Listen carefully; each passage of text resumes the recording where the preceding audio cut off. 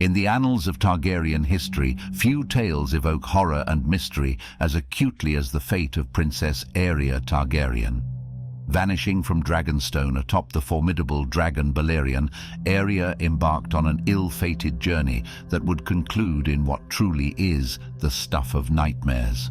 More than a year had passed when the pair reappeared over King's Landing, revealing a princess transformed by unimaginable suffering. Clinging to Balerion, her form was a ghastly shadow of its former self, emaciated, her eyes blood-filled, her hair a tangled, matted mess, and her attire reduced to scarce more than tatters.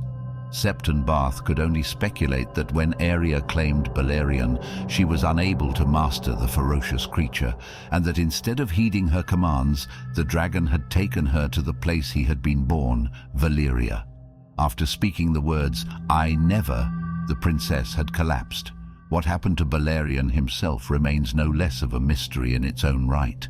Despite being the largest living dragon in the world, Barth's accounts describe wounds and half-healed scars on the enormous beast. A huge jagged gash ran down his left side, almost 9 feet long, with fresh smoking blood still dripping from the wound. What could have caused such injury to the most formidable predator known to man? Only the gods may know. Whatever happened to the princess in the past moons, the stomach-churning horror that awaited her within the Red Keep was undoubtedly worse.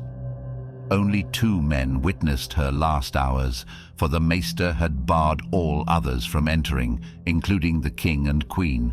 To quell her fiery fever, Benifer gave Aerea milk of the poppy and immersed her in a tub of ice, though sadly to no avail. She had arrived at the Red Keep in the morning. After the sun had set, Septon Barth announced that Aerea had died.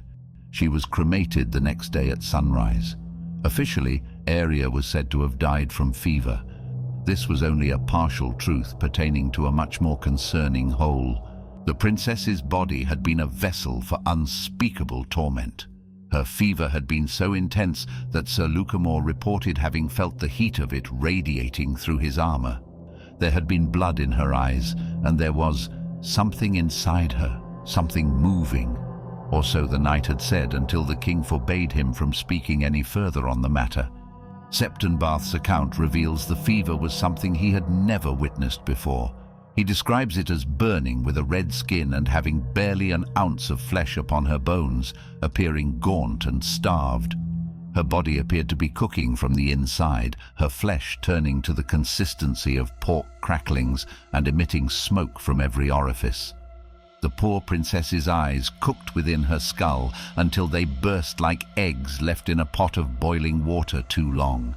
When she was lowered into a tub of ice, Barth reported that unspeakable things emerged from under her skin, making horrible noises.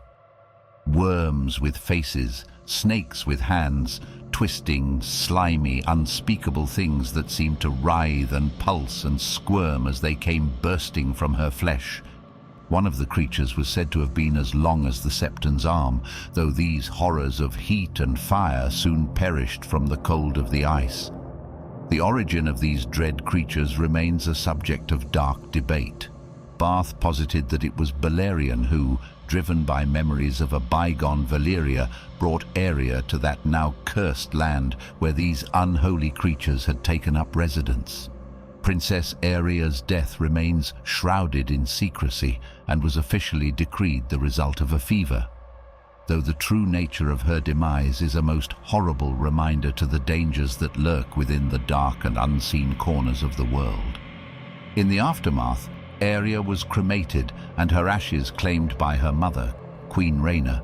Rhaena took the ashes upon the back of her dragon Dreamfire and scattered them upon the winds.